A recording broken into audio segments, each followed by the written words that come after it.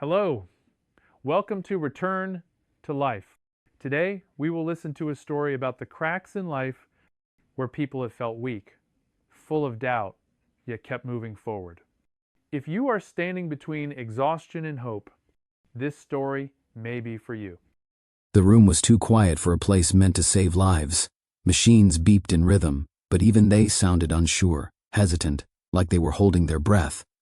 Alika lay motionless on the hospital bed, her face swollen and half covered in gauze, a tube running down her throat. The doctors stood just outside the glass, whispering. The young nurse adjusted the four with trembling hands.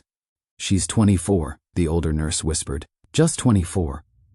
A voice, calm but heavy, broke the silence. "We're doing all we can, but the infections reach the brain. If she makes it through the night, that alone would be a miracle." Pause, then everything fades to black. Now imagine this, just 5 days ago, Alika was laughing at her desk, sipping overpriced coffee, planning to finally ask her office crush if he wanted to grab lunch. She was wearing her favorite lip gloss, the same soft pink one she wore when she landed her first job at Amazon. She looked like she had it all figured out. Life ahead of her, youth on her side, confidence in her stride. But on that day, she also noticed something else, barely visible at first, just a tiny red bump right above her lip. Most people wouldn't even mention it. To Alika, it was just a pimple. A stupid, annoying pimple that showed up at the worst possible time. So, like millions of other people, she went to the mirror and squeezed it. Quick. No big deal, except it was. This is not a story about bad luck. This is not a cautionary tale about beauty routines gone wrong. This is a real story, and for Alika, it was almost the last story she'd ever have. Now let me ask you something. Have you ever had a pimple that just wouldn't go away?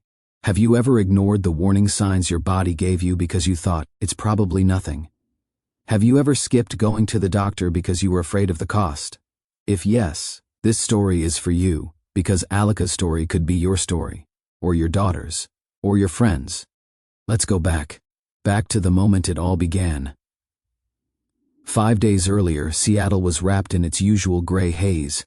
Rain tapped lightly on the window panes, and people rushed to work holding umbrellas like shields. Inside one of Amazon's sleek downtown offices, the glow of computer screens reflected off Alika's face as she reviewed her team's morning reports. She looked fresh, alive, determined. One of those young women who didn't just chase success, she expected it. After 4 years of college and an internship she had to fight tooth and nail for, she'd finally made it. She had her own desk, her own ID badge, and the city at her feet. But she also had a secret. She hadn't bought health insurance yet. "It's just too expensive right now," she told herself. "I'm healthy. I eat clean. I exercise. What could possibly happen?" She wasn't careless. She was just calculating. She had student loans, rent, groceries, savings goals. Medical coverage could wait. She'd get it next quarter, probably. So when that little pimple showed up on Monday morning, she didn't think twice. "Of all days," she muttered, leaning closer to her mirror.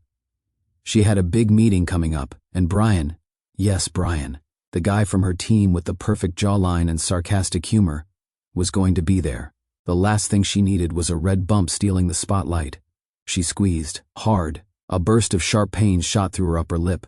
The skin broke, a drop of blood appeared, but she dabbed it with tissue, put on concealer, and left, done. What Alika didn't know, and what you probably don't either, is that there's a specific area on your face doctors call the triangle of death. Yes, that's the real term. It stretches from the corners of your mouth to the bridge of your nose. Inside this zone, the blood vessels are directly connected to the brain through a network that lacks valves. That means any infection here can travel fast. One wrong move, one infected pore, and bacteria can take an express ride straight into your skull. Sound dramatic? It's not. It's medicine, and Alika was about to find out the hard way. By the end of that Monday, her upper lip was a little sore. Nothing major, but by Tuesday morning, it was swollen. Still, she smiled in the mirror. Just a little inflammation, she thought. Maybe she pressed too hard. She applied ice. It hurt. By Wednesday, the area was red and throbbing. When Jenny, her roommate and best friend, asked if she was okay, Alika laughed. "I'm fine, it's just a stupid pimple, chill." But she wasn't fine, and it wasn't just a stupid pimple. Now, Here's something we all need to remember: the body whispers before it screams. Alika's body had already started whispering. The whispers came in the form of a slight fever, a headache that wouldn't go away, a pressure behind the eyes. But she pushed through. She had work, she had meetings, she had Brian, and she had no insurance. So she kept quiet. She believed what so many of us believe: I'll be okay, I'm young, it'll go away. She didn't realize she was gambling. And the stakes? Her face, her eyes, her brain, her life. By Thursday, Alika's fever had spiked. Her face began to change shape. Her left eye started to swell. She woke up that morning and barely recognized her reflection. Still, she didn't go to the hospital. She Googled symptoms. She tried herbal tea. She called in sick and told Jenny she'd sleep it off. But that night, she couldn't sleep. She was shaking. She was burning up. Her head was pounding so hard she thought it might split. She reached for her phone and barely managed to dial 911. That was the last thing she remembered before slipping into unconsciousness. 3 weeks before that night in the hospital, Alika had just finished decorating her tiny apartment on the 12th floor of a glass building in downtown Seattle.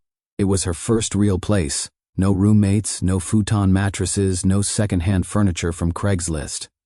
She had white curtains, a yellow kettle, and a houseplant she named Wilson.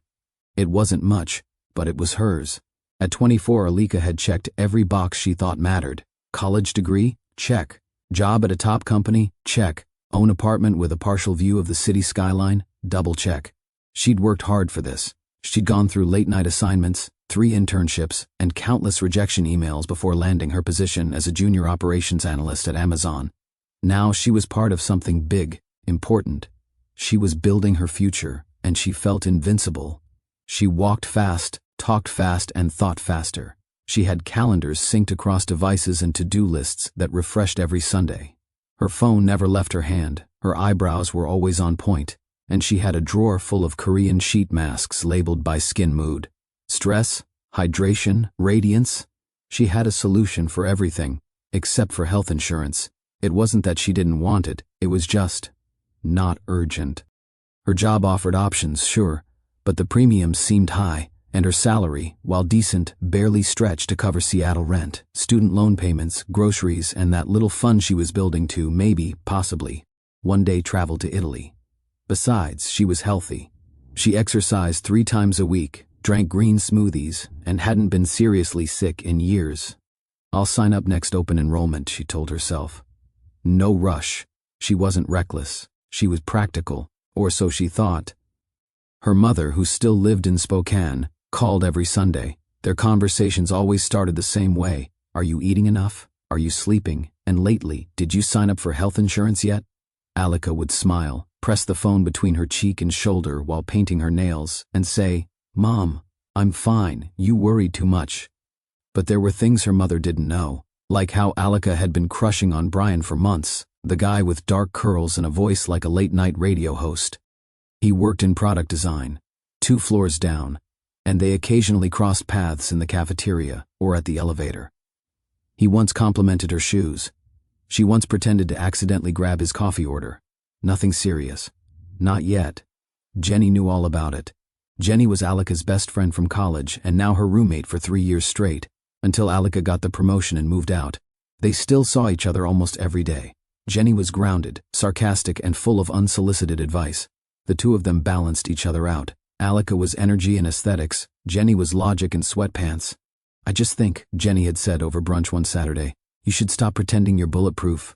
Alika rolled her eyes. I'm not pretending. I just know my body. You think skipping insurance makes you edgy? No. It makes me frugal. Jenny had scoffed. Right. Until something goes wrong. But nothing ever had. Alika's life ran like a perfectly tuned machine. She was never late. She meal prepped. She even had a spreadsheet for her skincare inventory. She believed in self-care, but on her terms. Meditation apps, scented candles, walks after dinner while listening to true crime podcasts. She didn't believe she needed doctors. Not unless she broke something. Not unless it was serious. And a pimple? Please. She had no idea how fast things could spiral. That Monday, when the red bump appeared just above her lip, it felt like a minor nuisance. She didn't connect it to anything deeper. She didn't pause to think about where it was located or how her body might react. She simply reacted like any young woman about to walk into a meeting with her not-so-secret crush. Pop, conceal, smile, done. She even texted Jenny that morning. Of all days, the skin gods betray me. Jenny replied with a skull emoji. Leave it alone, psycho. But Alika didn't leave it alone. That was the problem. She couldn't. Beneath all the calendars, goals, and smooth routines, there was a quiet truth she didn't like admitting. Not even to herself, she was afraid of being imperfect. She was the kind of person who'd rather be seen as too confident and too vulnerable. She used wit as a defense, style as armor, and in her world small things didn't deserve big reactions. A zit was not a reason to panic. A little swelling, an inconvenience, a little pain, temporary. She could handle it. She always did. But that week something shifted, and by the time her body began to scream, it was already too late to whisper. It was a Monday morning like any other. The light crept in through the blinds just enough to remind Alika that her alarm was going to ring in 5 minutes. She was already half awake, thinking about her to-do list, about the team meeting at 9, about what blouse she would wear, and, let's be honest, whether she might actually talk to Brian today. She sat up, stretched, walked to the bathroom, and caught her reflection in the mirror. That's when she saw it. A tiny red dot, just above her lip, right in the crease between her nose and mouth. No, it wasn't big. Not yet. But it had that angry look, the kind of pimple that sends a warning before it really shows up to ruin your week. She leaned in closer. It wasn't painful, just irritating. She gently pressed around it. A little pressure, not much came out. She thought, if I get it early, maybe it won't get worse. So, she squeezed. Just once. Then again, harder. A sting shot up her face. A drop of blood surfaced. She hissed through her teeth, dabbed it with toilet paper, and frowned. It didn't flatten. If anything, it swelled slightly. The skin around it inflamed and sensitive. Great, she muttered. She washed her face, layered concealer carefully over the area, applied a dab of setting powder, and forced a smile. You're still cute, she told herself. It's fine. By the time she reached the office, the sting had dulled.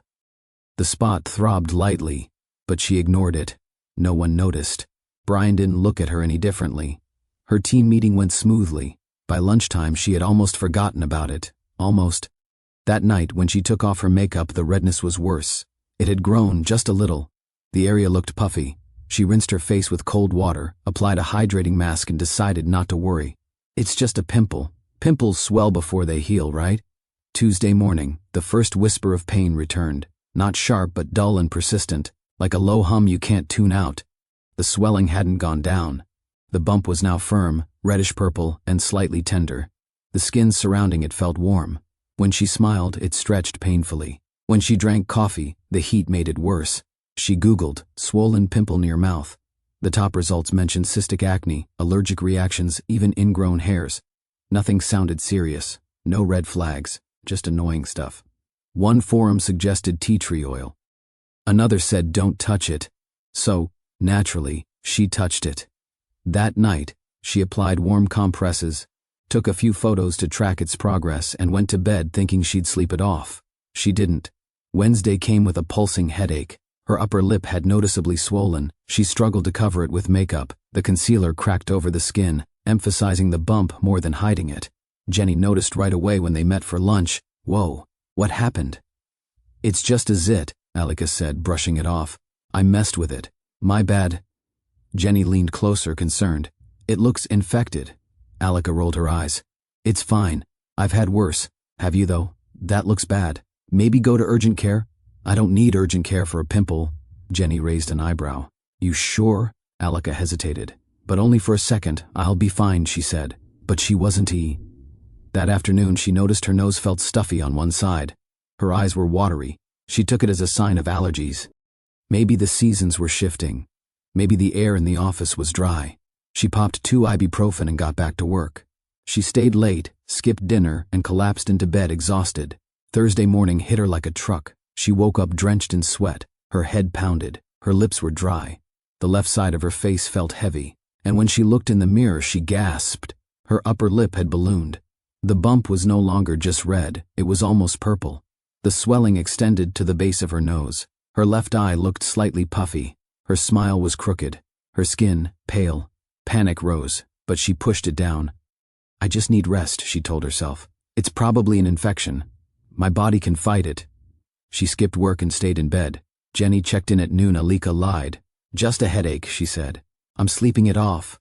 She drank water, applied cold compresses, avoided looking at herself, but the pain didn't fade. It sharpened. It burrowed behind her eyes, down into her jaw. Her vision blurred briefly in the late afternoon, just long enough to scare her, but not long enough to admit she was scared. She Googled again. This time, pimple above lip won't heal swelling fever. The results were more alarming. Words like cellulitis, facial abscess, cavernous sinus thrombosis. She clicked away, slammed her laptop shut, refused to believe any of it. She still didn't call her doctor. She didn't go to urgent care. She couldn't afford a hospital bill right now. No way. She figured she'd wait until Friday. One more day. She didn't make it that far. Thursday night was long. Alika lay in bed, the covers kicked off, her shirt clinging to her skin with sweat. Her body felt like it was on fire and frozen at the same time. Her head throbbed with a deep, relentless pulse, like someone was pounding on the inside of her skull with a dull hammer. She shifted positions, trying to find a way to make it stop, but nothing helped. Her left eye was now barely able to open. The skin around it stretched and tight. Her lips had become distorted, unrecognizable even to her own reflection. She didn't want to look in the mirror. She had already glanced once, earlier that evening, and what she saw had shocked her into silence. The bump above her lip was no longer just swollen, it had turned dark, angry, almost black at the center.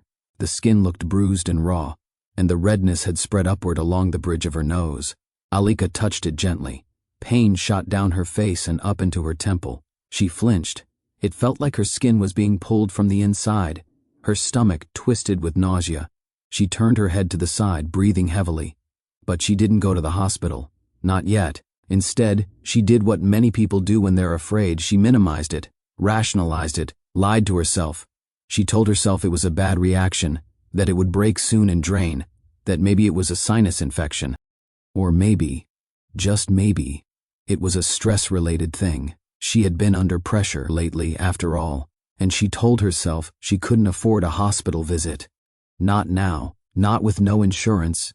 In the dim light of her bedroom, she opened her laptop with shaking hands and began searching for alternatives. Home remedies, over-the-counter antibiotics, natural healing balms. She read about turmeric paste, about manuka honey, about garlic compresses and chamomile tea.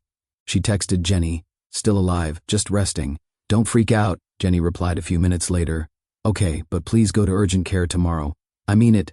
Alika didn't answer. She didn't want to hear that voice. That sensible, annoying voice in her life that always turned out to be right. Instead, she tried to sleep. She drifted in and out of shallow, feverish dreams. In one, she was walking through a hallway that kept narrowing, her reflection in the mirrors around her shifting, first distorted, then melting. In another, she was underwater, trying to scream, but her mouth wouldn't open. At 3:17 a.m., she woke up gasping. Her head was pounding. Her heart was racing. Her sheets were soaked. The left side of her face throbbed in sync with her heartbeat, and her left eye, now nearly shut, ached every time she blinked. She stumbled out of bed and grabbed her phone. The screen light was blinding. She opened the camera app. She didn't know why, maybe to prove to herself it wasn't as bad as it felt, but the moment her own image appeared, she dropped the phone. Her face was almost unrecognizable. The swelling had distorted her features. Her nose looked off-center. Her upper lip jutted out unnaturally. The skin under her left eye had turned a faint bluish gray, and for the first time she noticed that her vision was dimmer. She blinked, rubbed her eye, blinked again, still dim, still wrong. That was the moment the panic broke through the denial. She started pacing, breathing hard. She tried to convince herself she was overreacting, that she just needed to hydrate, that this would all pass by morning. But deep down, she knew something was very, very wrong. Her body wasn't fighting back anymore. It was failing. By 6 a.m., the nausea returned. She couldn't keep down a few sips of water. Her limbs felt heavy, her thoughts foggy. She tried to focus on simple things, her name, her phone number, the date. She wasn't sure she got them all right. She lay on the bathroom floor for over an hour, half conscious. Still, she didn't call 911. She didn't want to be seen as dramatic. She didn't want a bill she couldn't pay. She didn't want to admit she was scared. Around 7:45 a.m., Jenny texted again. Jenny, hey, I'm calling you in 5 minutes. You better pick up. The phone vibrated a few seconds later. Alika stared at it. Her hand hovered. Then she picked it up. Her voice, when she answered, was barely above a whisper. "Hey, Alika?" Jenny's voice was sharp. "You sound awful. I don't feel great. I'm coming over." "No, wait." But Jenny had already hung up. 15 minutes later, Jenny was banging on the door. Alika tried to walk but nearly fell. She unlocked it and collapsed into the couch. Jenny stepped in, took one look at her and froze. "Oh my God." Alika managed a weak smile. "I told you not to freak out." Jenny dropped her bag and rushed over. "You need to go to the ER, right now. No arguing. I can't." "You don't look human, Lika." "I'm serious. I don't have insurance. I don't care."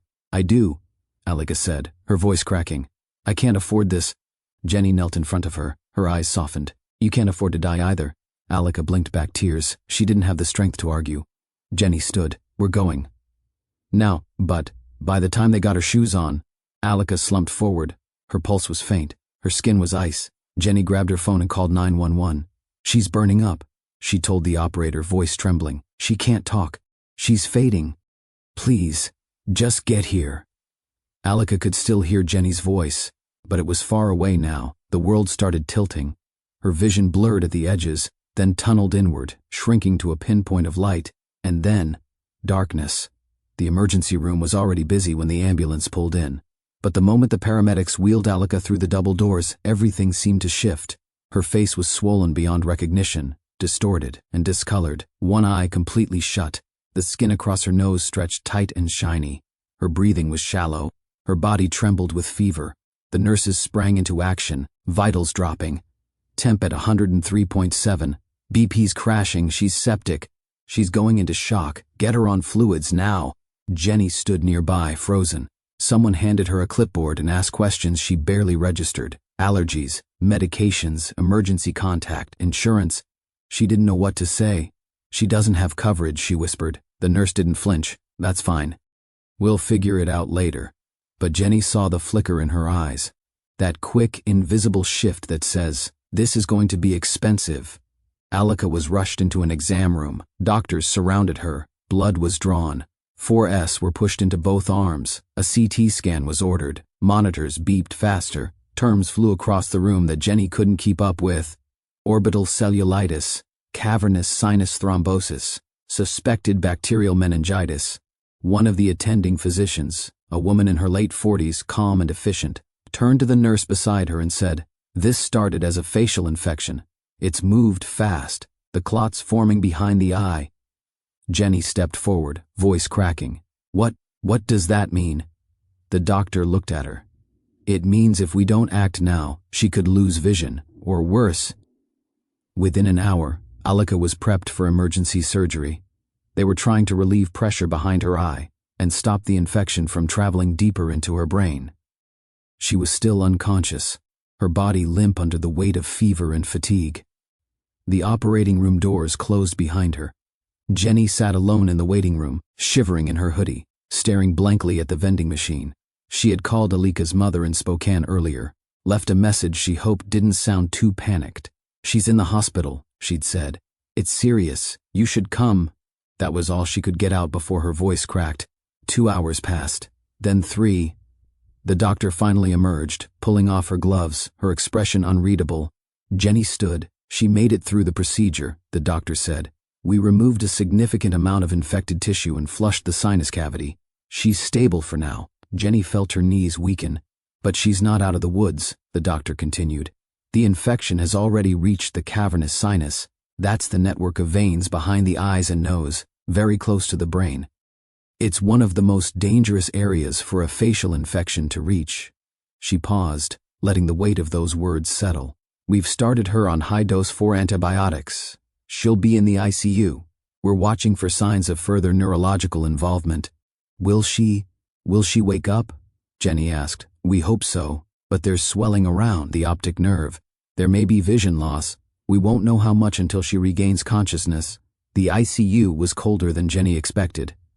Alika lay still, machines surrounding her, their beep steady but mechanical. Her skin looked pale, waxy. A bandage covered part of her upper face. Her lips were cracked. An oxygen tube ran beneath her nose.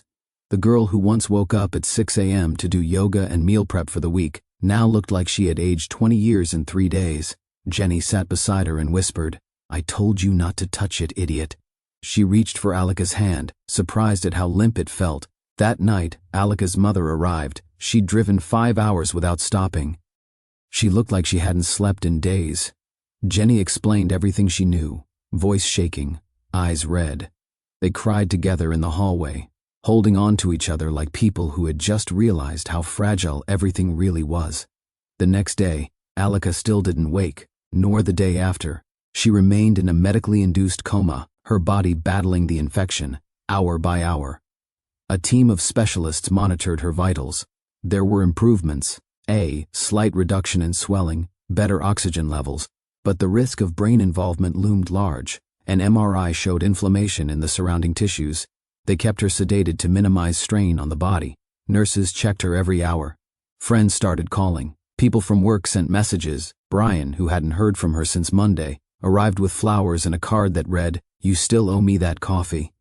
He sat quietly by her bedside, unsure what to say. On the 4th night, Jenny brought her laptop to the ICU and began Googling everything the doctors had said. She read about the triangle, death, the way bacteria from that region can bypass normal immune defenses and travel directly to the brain. She learned that non-treated infections in that zone have, historically, been fatal. She read about people who lost their sight, people who died in their sleep, and she thought about how close Alika had come. If she hadn't gone over that morning, if she hadn't called 911, if she'd waited even a few more hours. On the 5th day, something changed. Alika moved, just her fingers at first. Then her lips twitched. Her eyelids fluttered. A nurse noticed, called the doctor, and soon the room filled with quiet tension. Jenny stood at the edge of the bed, hardly breathing. Alika blinked slowly. She turned her head, just a little, and opened one eye. The other remained swollen, shut. Her lips parted. A weak, dry whisper came out. "Jenny?" Jenny broke into tears. "You stupid, stubborn, beautiful idiot. You're back." Alika tried to smile. It came out crooked. "Painful. Where am I?" "In the hospital," Jenny said, gripping her hand. "You're okay now. You made it." The doctor stepped in. "Welcome back, Alika. You've been through a lot." Alika blinked again, trying to focus. "My face. It hurts. You had a very serious infection. We'll talk you through everything once you're stable." Alika closed her eyes, overwhelmed. She didn't know yet what had happened to her eye. She didn't know about the scars, about the bills, about the weeks she'd missed. But in that moment she knew one thing clearly. She was alive. And that alone felt like a miracle. The first time Alika saw herself in the mirror, she didn't recognize the woman staring back. It was a week after she woke up. The swelling had gone down enough for the nurses to let her take a few steps, guided by shaky legs and a physical therapist's calm instructions. Her left eye remained mostly shut, the skin around it bruised and tight. The bandage on her upper lip had been replaced with steri strips, revealing the jagged line of stitches tracing the curve between her nose and mouth. She walked slowly to the bathroom, gripping the metal railing as she moved. The nurse stayed outside. She wanted to see alone. She stood in front of the mirror for a long time, not breathing. The person looking back at her was pale, fragile, half-shadowed. Her face bore a different symmetry now. The left side drooped slightly. Her left eye, when forced open, seemed duller, slower to react. The scar above her lip was raw, angry red. Her lips no longer curved into the easy smile she once took for granted. Alika reached out, touched the mirror. Then she looked down. Tears came quietly, without drama. She didn't sob. She didn't scream. She just let them fall. That night the doctor came in with her chart and a calm voice.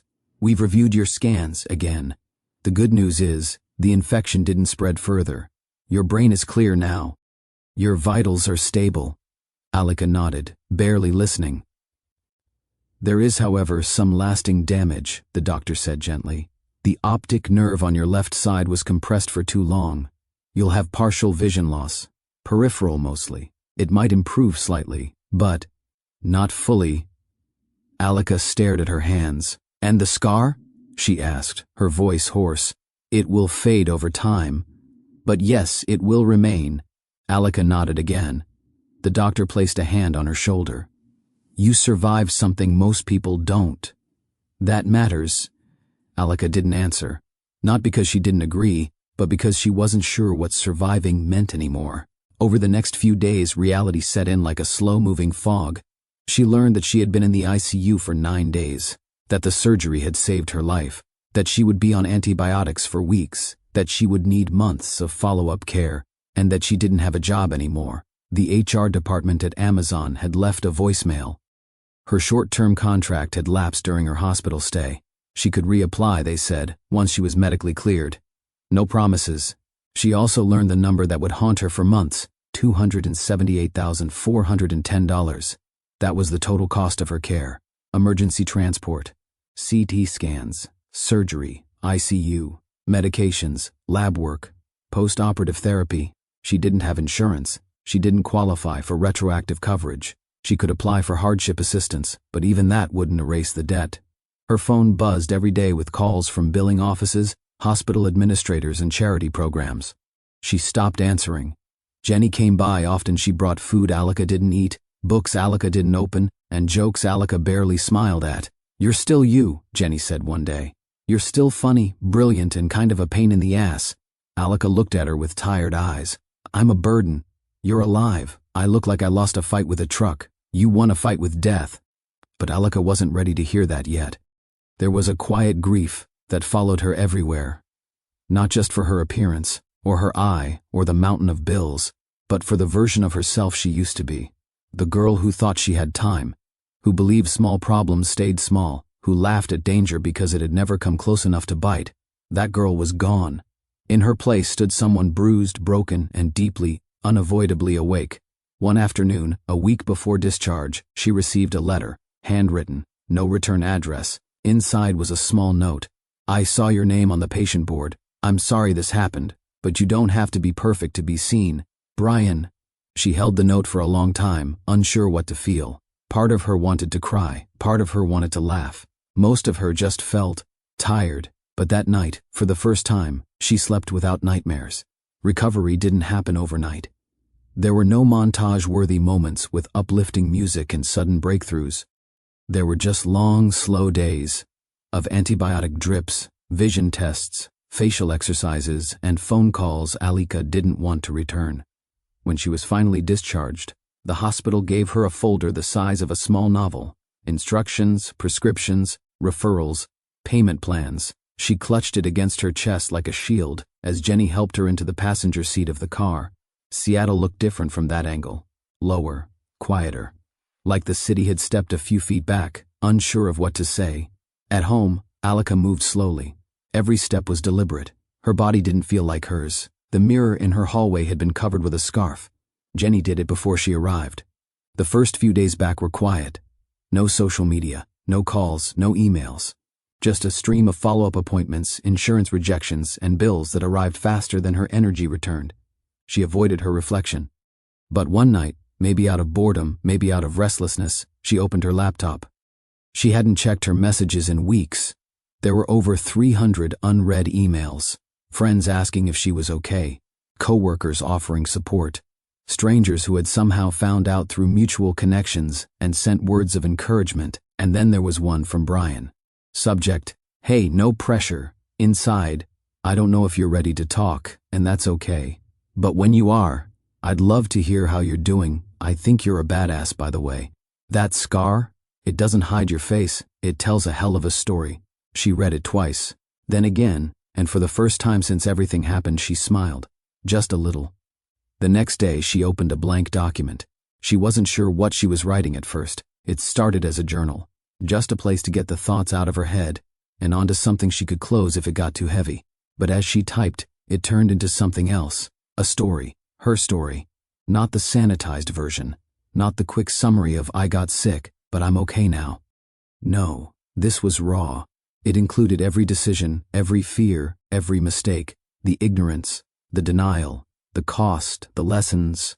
She wrote it all, and then, after reading it 10 times over, she posted it, not on her main Instagram, not on her LinkedIn B-bar, on a personal blog she had created back in college and forgotten about. He titled the post bar, "The Pimple That Nearly Killed Me, Brah." T went viral within 48 hours. Bar, through friends, then strangers, then news aggregators who picked it up. Then medical forums, health advocates, teen magazines, even a local Seattle radio station reached out for an interview. Dapper Bar, he comments were overwhelming. Dapper, thank you for sharing this. I had no idea that part of the face was so dangerous. Bar, your story just saved me from trying to pop one of those yesterday. This should be taught in high schools. Bar, he received hundreds of emails from young women, from mothers, from nurses, from college students who read her story and decided to finally go see a doctor about that thing they'd been ignoring. And suddenly, Alika wasn't just recovering, she was rebuilding. She started working with a nonprofit that focused on health literacy for young adults, especially those without insurance. She filmed a short video for their campaign, sitting in front of a simple backdrop, her scar visible, her voice steady. It's not about looking perfect, she said. It's about listening when your body whispers, so it doesn't have to scream. She began speaking at community colleges, sharing her experience. She was awkward at first, unsure of how much to say, but each time she told her story, it got a little easier. And each time, someone came up afterward and said, I think you just saved my life. One afternoon at the end of a health workshop, a girl no older than 18 approached her. She was quiet, holding a paper coffee cup with both hands. I just wanted to say, I never thought a story about a pimple would make me cry, she said. Alika smiled. It almost made me die, she replied. So we're even. They both laughed. That night Alika stood in her bathroom again. The mirror no longer scared her. She leaned in close. The scar was still there, faded now but unmistakable. Her left eye, though damaged, had adjusted. Her smile was lopsided but real. She whispered to her reflection, You're still here. And she meant it. She didn't erase what happened. She didn't pretend it didn't change her. But she also didn't let it define her. She had lived. She had lost. She had learned. And now, she was beginning again. It was a cloudy Thursday in Seattle when Alika saw Brian again. She had just finished giving a short talk at a local health and wellness event. Nothing fancy, just a small room filled with college students, first jobbers, and a few curious community members. The kind of people she used to be, the kind who didn't yet know what could go wrong, the kind who still thought invincibility came with youth. She had told her story the way she always did now, honest, unpolished, a little awkward, no dramatic music, no perfect ending, just a girl, a mistake, and the lesson that nearly cost her everything. When the Q&A ended and the crowd began to disperse, she turned to grab her water bottle, and there he was, Brian. He stood in the back, hands in his pockets, wearing that same relaxed, half smile she remembered from the office. His hair was a little longer now. He looked like he hadn't changed much, but Alika had. She hesitated for a second, unsure if she should wave or walk over, or pretend not to see him. He made the decision for her. Hey, he said, stepping closer. Hey, she replied, heartbeat quickening. There was a pause. Not awkward, just full. Like both of them were aware they weren't the same people they had been the last time they stood face to face. I read your blog, he said. Every word. She smiled, soft and unsure. I'm surprised you made it through. It's kind of a novel. It's kind of amazing. Silence again. He nodded toward her cheek. You look strong. She let out a breath she didn't know she was holding. It's been a year, I know. She studied his face, looking for something. Pity, discomfort, hesitation. She didn't see it. I thought you might ghost me, she said, only half joking. He chuckled. I thought you might not want to see anyone from your before life. Alika tilted her head. Sometimes I don't, but today you do? She didn't answer right away. Then yeah, today I do. They sat outside on a bench, coffee cups in hand, watching the clouds roll across the gray Seattle sky. He didn't ask about the scar. He didn't ask about the eye. He didn't ask about the bills or the job or the days in the hospital. He didn't need to. She had already shared all of that with the world. Instead, he asked her what book she was reading, what shows she was into, if she was still obsessed with overpriced lattes and murder podcasts. And just like that, they laughed. Like nothing had broken. Like she hadn't almost died. But not because they were pretending it hadn't happened, because they both knew it had and were choosing to be here anyway. As the sun dipped behind a curtain of clouds, Brian turned to her. You know, he said, you were always impressive, back at the office. But now, he paused, choosing his words. Now you're real. Alika felt something shift in her chest. Not fireworks, not butterflies, something slower, quieter, but deeper. She met his eyes, and for the first time in months, didn't feel the need to turn away. I used to think being perfect made me worthy of attention, she said. Now I think surviving might be enough. He smiled. It is. They didn't make plans for dinner. They didn't promise anything. But when they stood to say goodbye, he hugged her a little longer than necessary. And when he stepped back, he didn't look away from her scar. He looked into her eyes, both of them. And Alika knew, as she watched him walk away, that something had shifted, not just in him, in her. She was no longer waiting to be chosen, to be flawless, to be enough. She already was. So, now you know. You've heard every step, every decision Alika made, every sign she missed, every excuse she gave, every moment she thought, it's probably nothing. She was smart, responsible, independent, everything society tells us we should be. But she almost died because of a pimple. That's not dramatic. That's the truth. Let's break it down, together. Who is this story really about? It's about anyone who thinks they're too young, too healthy, too busy to get sick. It's about you, if you've ever looked in the mirror and told yourself you'll deal with it later. It's about every young adult who skipped insurance because rent was due. It's about every person who's Googled symptoms at 2 a.m. and convinced themselves they were fine. Where are they in life? Starting out, building careers, managing debt, trying to look put together while everything underneath feels a little fragile. You're not careless. You're calculating. You're surviving. But surviving is not the same as listening to your body. What do people often misunderstand? That small things stay small. That youth equals immunity. That discomfort is temporary. That if you don't look sick, you're not in danger. But infection doesn't care about your plans. Bacteria doesn't wait for your paycheck. Your body doesn't negotiate. What happens if you keep ignoring it? In Alika's case, the infection spread. Her vision was damaged. Her face changed. She lost her job. She woke up with hundreds of thousands of dollars in medical debt. She almost didn't wake up at all because she didn't take one small warning sign seriously enough. So here's the part that matters most. What should you do, and when? If you notice a pimple in the triangle of death area, between your mouth and your nose, and it begins to swell, redden, or hurt more than expected, if you start to develop a fever, or headaches, or swelling that spreads, stop. Do not keep poking. Do not wait it out. Do not cover it with concealer and pretend it's fine. Go to the doctor. Call urgent care. Use telehealth. Go to the ER if needed. Early treatment can make the difference between a week of antibiotics and a month in the ICU. And no, it's not being dramatic. It's being alive. Now you might be wondering, but I don't have insurance. What should I do in the next 24 to 72 hours if this happens? Here's your answer. 1. Don't ignore the signs. Take photos, document changes, monitor your symptoms hourly if necessary. 2.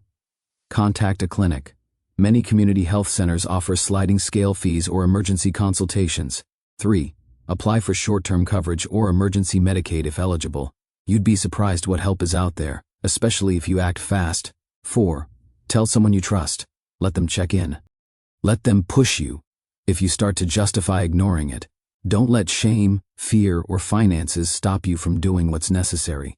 Because your life is worth more than a bill. Your health is worth more than your pride. You are worth protecting.